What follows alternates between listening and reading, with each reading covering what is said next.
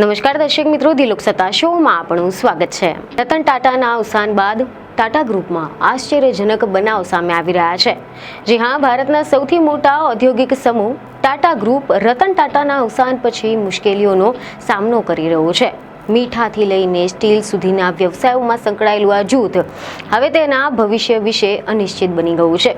આ સિવાય રતન ટાટાના અવસાન બાદના ટાટા ગ્રુપે આટલા ઓછા સમયમાં તે ઘણું બધું જોઈ લીધું જે પાછલા ઘણા વર્ષોમાં ન જોવા મળ્યું હતું।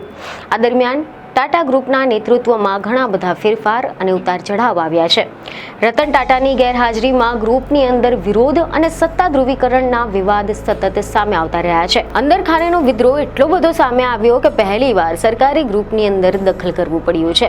પહેલા તો ગેરવહીવટના મામલે કેન્દ્ર સરકારે ટાટા ગ્રુપને ઠપકો આપ્યો હતો અને હવે બીજી વખત એક મોટી ઘટના સામે આવી છે કે જેમાં ટાટા ટ્રસ્ટે રતન ટાટાના લાંબા સમયના સાથી અને વિશ્વાસુ મેહલી મિસ્ત્રીને ટાટા ટ્રેટસમાંથી કાઢી મૂક્યા છે।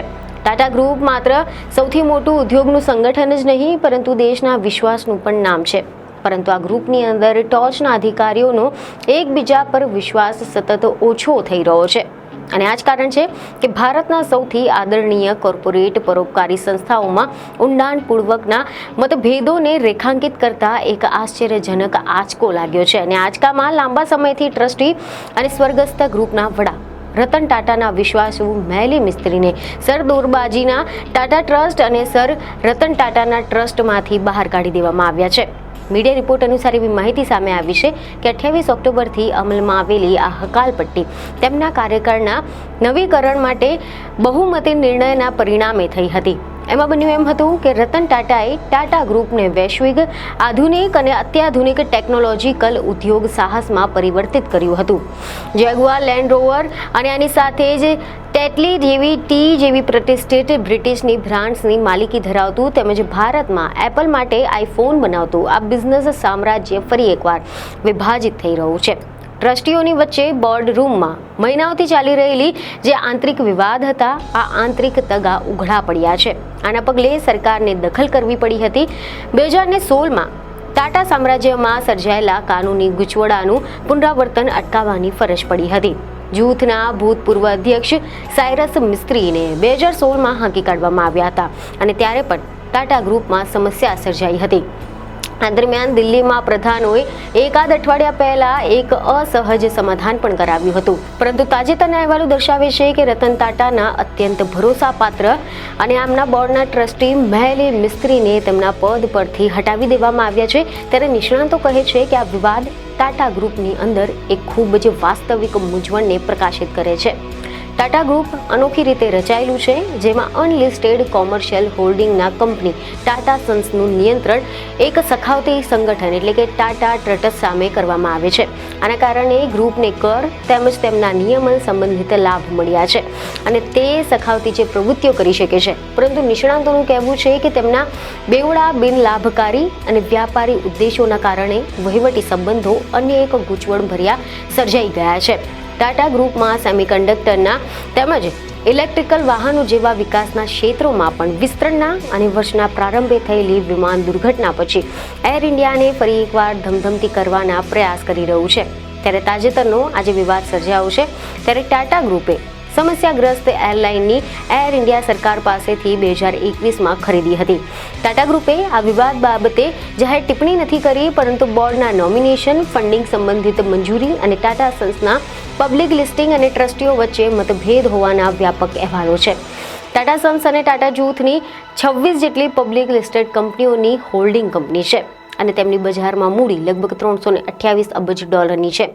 જાણકારોનું માનવું છે કે ટાટા સન્સમાં વ્યૂહાત્મક નિર્ણયો લેવામાં અને તેમના બોર્ડમાં નોમિની પસંદ કરવા કરતાં વધુ સત્તા મેળવવાની કેટલીક ટ્રસ્ટીઓની ઈચ્છા આ વિવાદના કેન્દ્રમાં છે।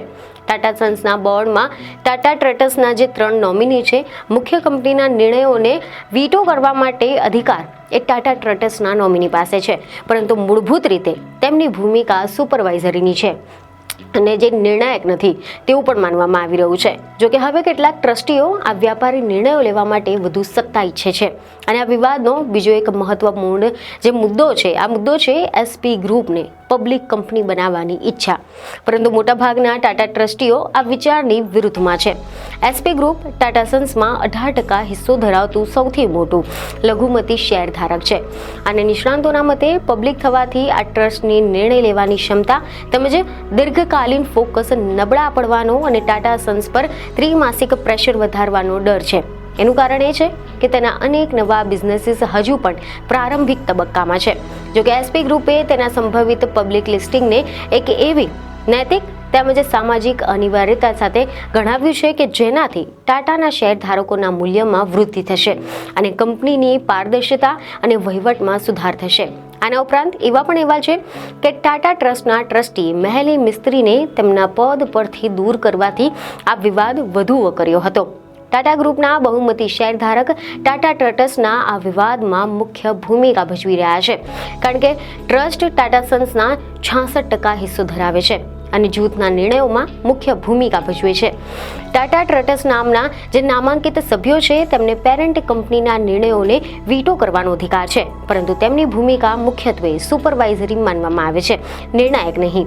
ટાટા સન્સમાં સૌથી મોટા લઘુમતી શેરધારક એસપી ગ્રુપે તેની સંભવિત જાહેર સૂચિને નૈતિક અને સામાજિક આવશ્યકતા તરીકે વર્ણવી છે. તેઓ ટાટા સન્સને જાહેર કંપની બનાવવાની માંગ કરી રહ્યા છે.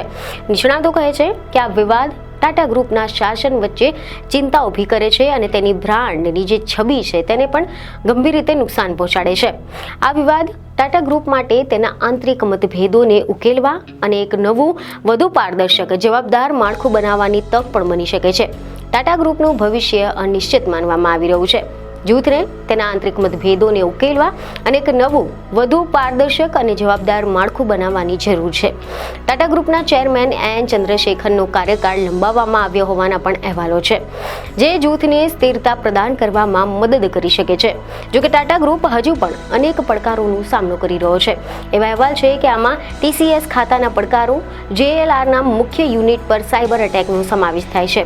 મહત્વનું છે કે ટાટા ગ્રુપની આસપાસની અનિશ્ચિતતા એક જટિલ અને બહુસ્તરીય મુદ્દો છે, જેમાં અનેક પરિબળો શામેલ છે. ગ્રુપને તેના આંતરિક મતભેદોને ઉકેલવા માટે એક નવું વધુ પારદર્શક અને જવાબદાર માળખું બનાવવાની જરૂર છે. આ ટાટા ગ્રુપ માટે તેના ભવિષ્યને સુરક્ષિત કરવા માટે અને આની સાથે જ તેમના જે શેરધારકો છે તેના માટે મૂલ્ય વધારવાની તક પણ હોઈ શકે છે.